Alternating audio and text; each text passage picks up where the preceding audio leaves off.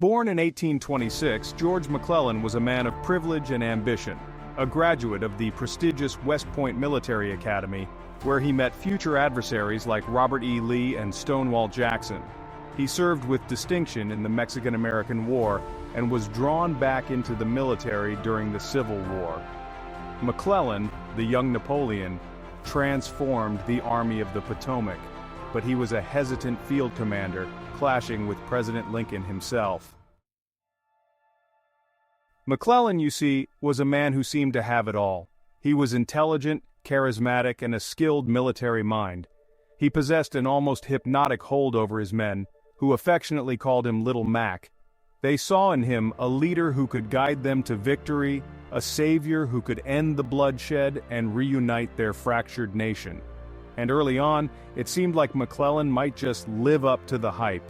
His Peninsula Campaign, a bold plan to capture the Confederate capital of Richmond, Virginia, was a masterpiece of military planning. He moved his army with precision and care, outmaneuvering his Confederate counterparts at every turn. But then, something changed. McClellan, always cautious, became paralyzed by indecision. He overestimated the strength of the Confederate forces, convinced that he was constantly outnumbered. He hesitated, delayed, and ultimately missed his chance to deliver a decisive blow. The Confederate capital, Richmond, remained elusive, and the war dragged on. Lincoln, desperate for a decisive victory, grew increasingly frustrated with McClellan's cautious approach. He urged his general to be more aggressive, to take the fight to the enemy.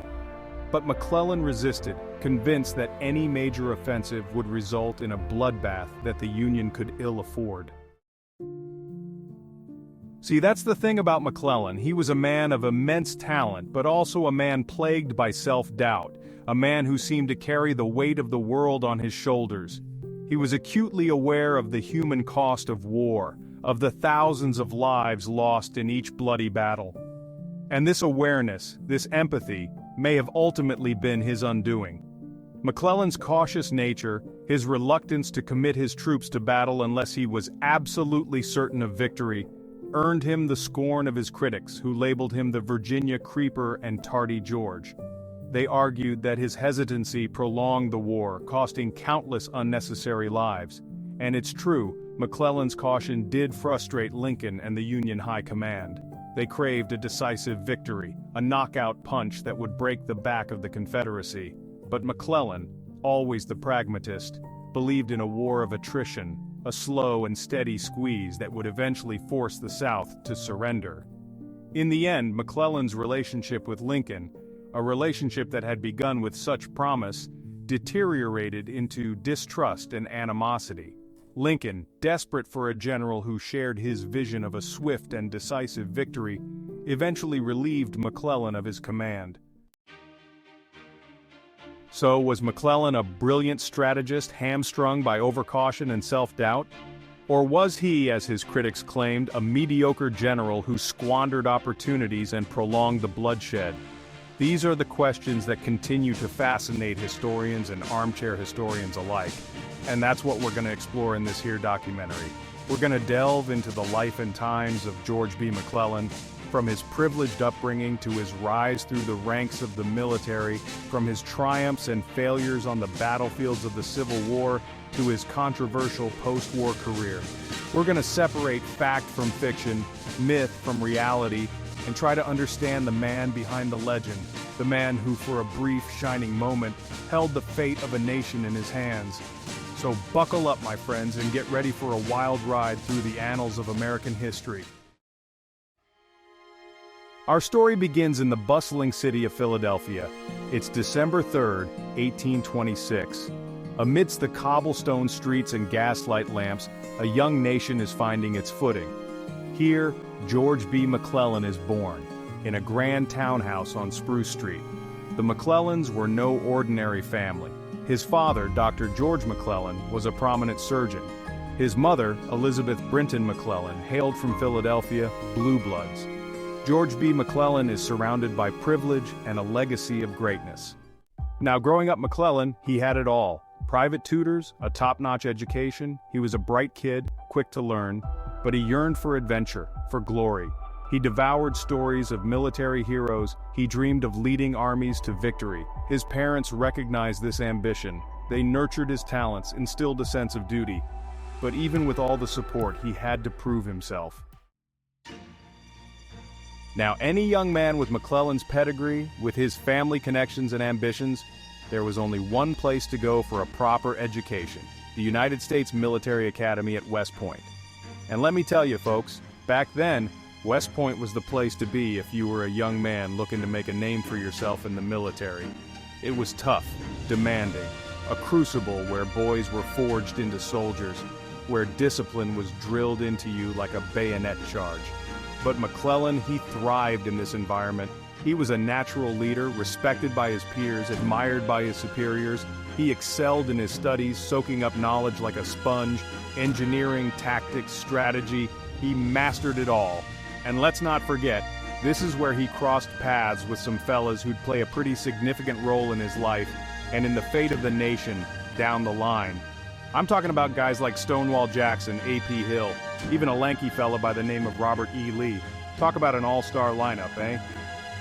Little did they know that in a few short years, they'd be facing off on battlefields, their friendship forged in the crucible of West Point, tested by the fires of Civil War. Now, McClellan graduates from West Point in 1846, second in his class, mind you. Not too shabby, eh? And he's immediately shipped off to fight in the Mexican-American War. Talk about a crash course in the realities of combat. He's a young lieutenant, eager to prove himself, to put all that fancy West Point training to the test. And prove himself he did. McClellan served with distinction, fighting in several major battles, including the Siege of Veracruz and the Battle of Cerro Gordo. He impressed his superiors with his coolness under fire, his eye for detail, and his ability to organize and motivate his men. But the war, it wasn't just about textbook maneuvers and glorious charges. McClellan saw firsthand the horrors of combat, the brutality and bloodshed that came with it. He witnessed the devastation wrought on both sides, the toll that war took on soldiers and civilians alike. And these experiences, they left an indelible mark on him, shaping his views on warfare and the human cost of conflict. He returned from the war a decorated hero, his reputation as a rising star in the army firmly established. But he also returned a changed man, haunted by the memories of what he had seen and done. Alright, so the Mexican-American War is over and McClellan, he's back home, a hero. He's got a chest full of medals, a head full of battlefield experience, and a future that's looking brighter than a penny in a gold rush. The Army, they know they've got a good one on their hands, so they keep him busy. He's assigned to various posts, mostly out west, where he gets a taste of frontier life, dealing with everything from surveying new territories to keeping the peace between settlers and Native American tribes. And through it all, he impresses. He's a hard worker, a quick study, and he's got this way about him, a natural charisma that inspires confidence in those around him. Now McClellan, he's never been one to rest on his laurels. He's always looking to improve himself, to learn new things. So, he starts writing military manuals, sharing the lessons he's learned in combat, advocating for reforms in the Army. He wants to make sure that the next generation of soldiers is even better prepared than he was. And you know what? People listen. McClellan's star is on the rise, and it ain't long before he catches the eye of some pretty important folks. Folks who see in him the makings of a great leader. Now, the Army, they recognize McClellan's talents, not just as a soldier, but as a thinker, as a strategist. So, they give him a plum assignment instructor at West Point. That's right, folks, he's going back to his alma mater. But this time, he's the teacher, not the student. And McClellan, he throws himself into the role with his usual zeal. He's not content with just regurgitating textbook knowledge. No, sir, he wants to push his students to make them think, to challenge the conventional wisdom. He incorporates his experiences from the Mexican-American War into his lectures, teaching his cadets the importance of logistics, of discipline, of careful planning. He stresses the importance of engineering and technology in modern warfare, foreseeing the role that railroads, telegraphs, and heavy artillery would play in future conflicts. And his students, they hang on his every word. They can tell they're in the presence of someone special, someone who's not just talking the talk, but who's walked the walk. McClellan's time at West Point is brief, but it's impactful. He helps to shape the minds of a new generation of military leaders, men who will go on to fight on both sides of the coming Civil War. But fate, as it often does, has other plans for George McClellan. In 1857, he receives an offer he can't refuse to become the president of the Illinois Central Railroad.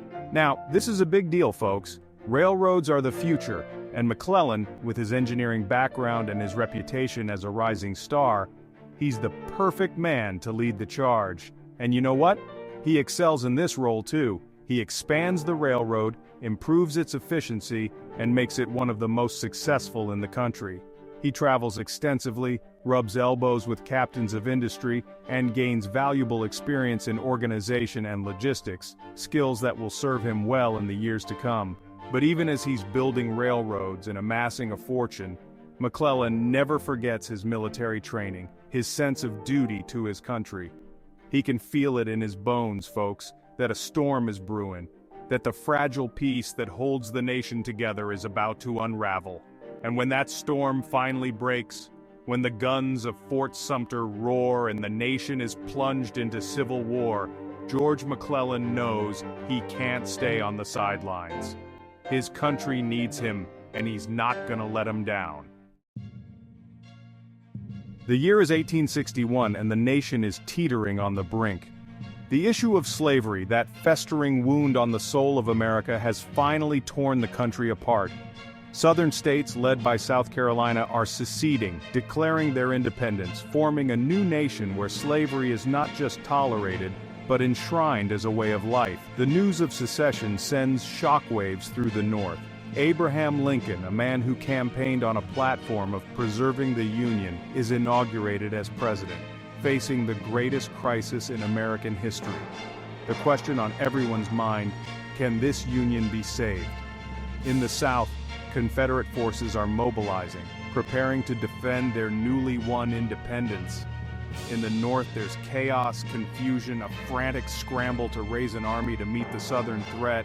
Experienced military leaders are few and far between, and the Union is desperate for anyone who can lead them to victory. And that's when all eyes turn to George McClellan. Word of McClellan's military prowess, his organizational skills, his reputation as a rising star, it reaches the ears of Ohio's governor, a fella by the name of William Dennison.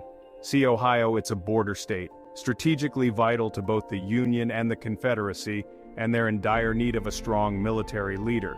So, Governor Dennison, he reaches out to McClellan, offers him command of the Ohio militia, and McClellan, true to his sense of duty, doesn't hesitate.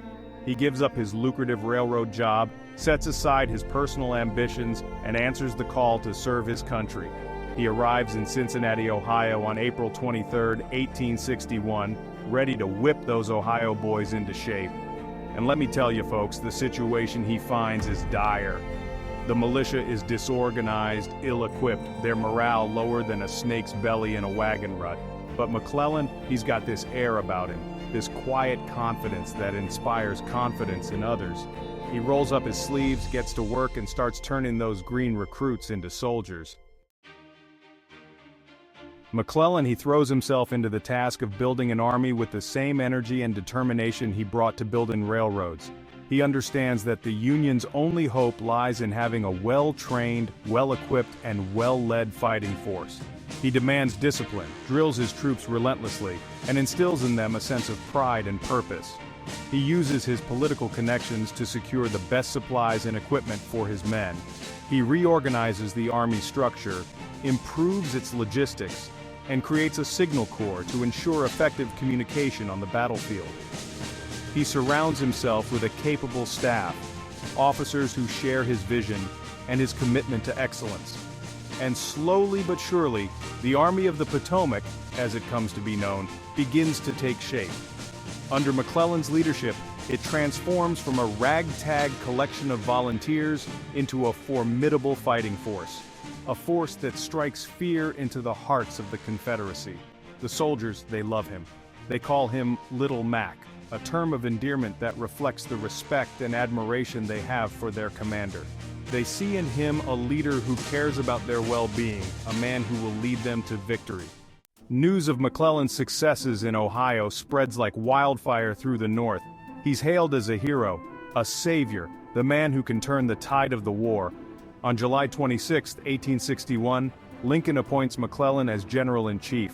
Talk about a meteoric rise, from railroad executive to the most powerful military commander. The nation's hopes rest on his shoulders. They compare him to Napoleon, to Caesar. He's the young Napoleon, destined to crush the rebellion. But with great power comes great responsibility, and the burden of a nation's expectations weighs heavily on McClellan's shoulders. He's acutely aware of the task before him, the enormity of the challenge. He knows that every decision he makes, every order he gives, could mean the difference between victory and defeat, between life and death for thousands of his men. He's determined to prove himself worthy of the trust that's been placed in him, to live up to the legend that's been built around him. He spends countless hours studying maps, planning campaigns, drilling his troops. He demands perfection, both from himself and from those under his command. But even as he prepares for war, McClellan can't escape the political machinations that swirl around him. He clashes with Lincoln and his cabinet, who urge him to be more aggressive, to take the fight to the enemy. They want a quick, decisive victory, but McClellan preaches caution, arguing that the Union Army isn't ready for a major offensive. The stage is set for a clash of wills, a battle between a cautious general and a president desperate for results, and the fate of the nation hangs in the balance.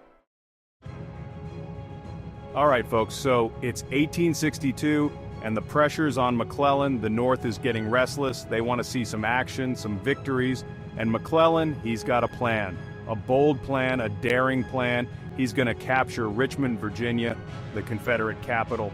Talk about a knockout punch, right? Now, Richmond, it's nestled deep in Confederate territory, protected by rivers, swamps, and a whole mess of Confederate soldiers.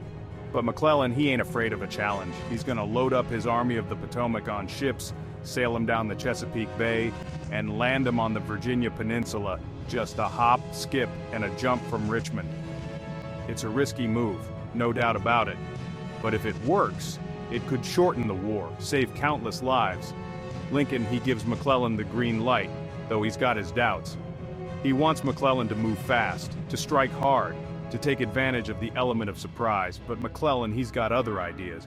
He's a cautious cuss, remember? He believes in being thorough and minimizing risks, in making sure his army's good and ready before he throws them into the meat grinder. Now, the first obstacle McClellan encounters on his march to Richmond is a little place called Yorktown. It's a heavily fortified Confederate position guarding the approaches to the peninsula. Now, any other general, he might be tempted to bypass Yorktown to keep moving, to maintain the element of surprise, but not McClellan.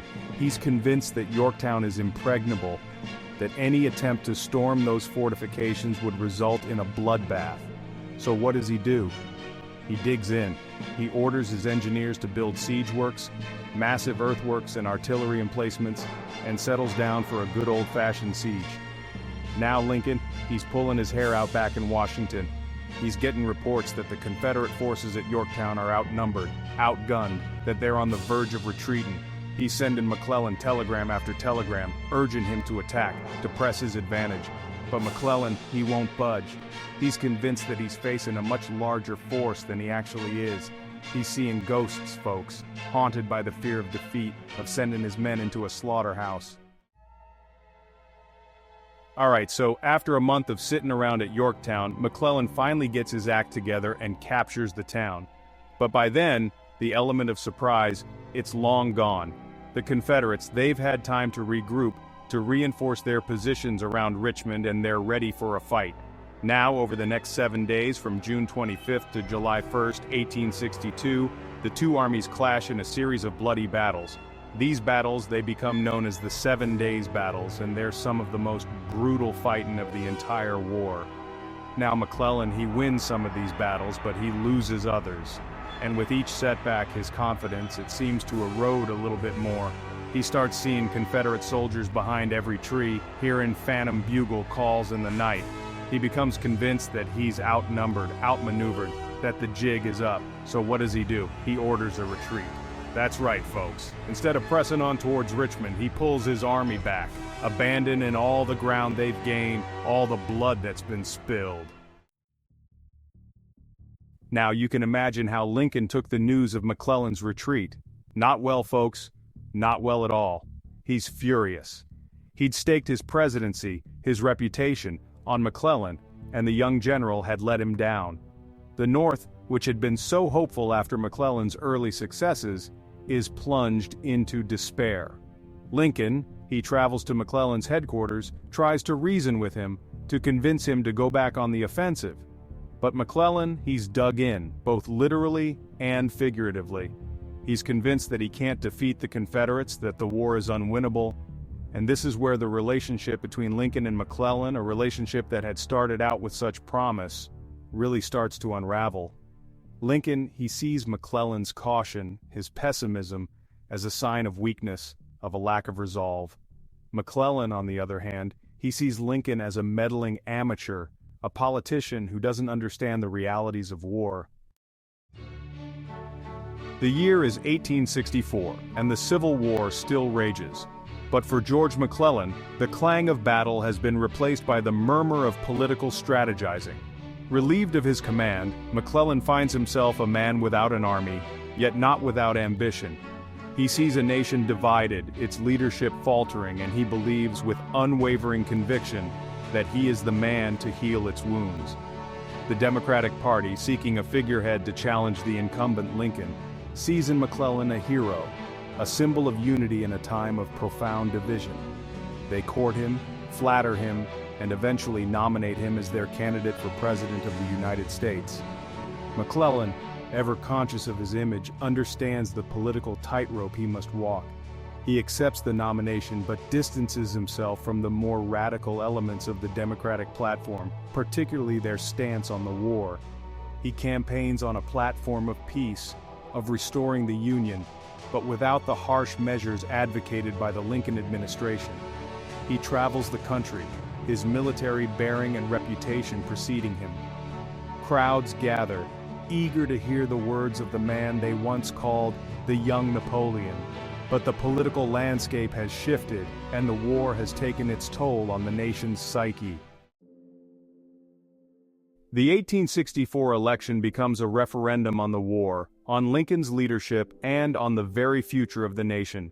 McClellan, despite his attempts to chart a moderate course, finds himself painted as the peace candidate, the man who would negotiate with the Confederacy, potentially jeopardizing the Union's hard-won gains. Lincoln, bolstered by recent Union victories on the battlefield, campaigns on a platform of strength and determination. He argues that McClellan's policies would only prolong the war, embolden the Confederacy, and betray the sacrifices made by so many Union soldiers. The election is close, but in the end, Lincoln prevails, securing a second term and a mandate to see the war through to its conclusion. McClellan, gracious in defeat, returns to private life, his political aspirations dashed. The sting of defeat is sharp, but McClellan finds solace in the knowledge that he fought for what he believed in, that he offered the nation an alternative path, a path that he believed would have led to a swifter and less painful resolution to the conflict. With his political ambitions thwarted, McClellan seeks solace in the familiar embrace of travel and intellectual pursuits. He embarks on a grand tour of Europe, immersing himself in the art, culture, and history of the Old World. He studies military tactics and fortifications, drawing lessons from the great battles of European history. He keeps detailed journals of his travels, filled with observations on everything from the latest engineering marvels to the social customs of foreign lands. He writes extensively on military history and strategy, sharing his insights and experiences with a new generation of soldiers and scholars. But even as he explores the world, McClellan cannot escape the shadow of the Civil War, the weight of his controversial command. He feels compelled to set the record straight, to defend his actions, to explain his decisions to a public that often misunderstood his motivations. Upon his return to the United States, McClellan settles in New Jersey, a state still grappling with the aftermath of the war. He resumes his career in engineering, working on projects that showcase his technical skills and vision. But the call to public service, the desire to shape the destiny of his nation, still burns within him. In 1877, McClellan is elected governor of New Jersey, a testament to his enduring popularity and the respect he commands, even among those who disagreed with his political views. As governor, he focuses on issues of infrastructure, economic development, and veterans affairs. He oversees the expansion of the state's railroad network, promotes industrial growth, and works to heal the wounds of war by advocating for reconciliation and national unity. His time as governor is marked by pragmatism, efficiency, and a deep commitment to public service. He governs with the same attention to detail and organizational skills that he brought to his military command. Throughout his post-war life, McClellan works diligently on his memoirs, seeking to shape his legacy and present his perspective on the events that shaped his life and the destiny of the nation. He meticulously reviews his wartime journals, letters, and official reports, crafting a narrative that defends his decisions and highlights his contributions to the Union cause. His memoirs, published posthumously in 1887 under the title McClellan's Own Story, offer a fascinating glimpse into the mind of a complex and often contradictory figure. He writes candidly about his relationship with Lincoln, his frustrations with the political establishment, and his unwavering belief in the righteousness of the Union cause. He defends his cautious approach to warfare, arguing that he always prioritized the lives of his men over reckless pursuits of glory. He expresses regret for the bloodshed and suffering caused by the war, but maintains that he acted with honor and integrity throughout his command. George B. McClellan dies on October 29, 1885, at the age of 58. His death is mourned by many, his life celebrated as a testament to duty, honor, and unwavering belief in the promise of America. But his legacy, like the man himself, remains complex and contested. To his supporters, he was a brilliant organizer, a gifted strategist, and a compassionate leader who always put the well-being of his men first. They argue that his cautious approach to warfare, while frustrating to some, ultimately saved countless lives and contributed to the Union's eventual victory. To his detractors, he was a hesitant commander, a man plagued by self-doubt and an inflated ego, who squandered opportunities and prolonged the bloodshed of the Civil War. They point to his repeated failures to capitalize on Confederate weaknesses, his contentious relationship with Lincoln, and his ultimately unsuccessful political ambitions as evidence of his shortcomings. So there you have it, folks, the life and times of George B. McClellan, a man who tasted both triumph and defeat, adulation and scorn, a man who carried the weight of a nation's hopes on his shoulders, only to see them dashed against the rocks of fate. His story is a tapestry woven with threads of brilliance and blunder, of unwavering loyalty and simmering resentment. History is written by the victors, and McClellan often finds himself relegated to the footnotes, overshadowed by the likes of Grant, Sherman, and Lincoln. But to dismiss McClellan as a mere footnote is to miss the profound impact he had on the course of the war. Imagine a different McClellan, unburdened by self-doubt, who struck swiftly and decisively. Would Richmond have fallen in 1862? Would the war have ended sooner? These are the questions that haunt historians, but we must grapple with the McClellan who was, not the McClellan who might have been. And that McClellan, for all his flaws, left an indelible mark on the American military and on the national psyche. Thank you so much for watching, and be sure to click on one of the playlists on your screen to learn more about the American Civil War.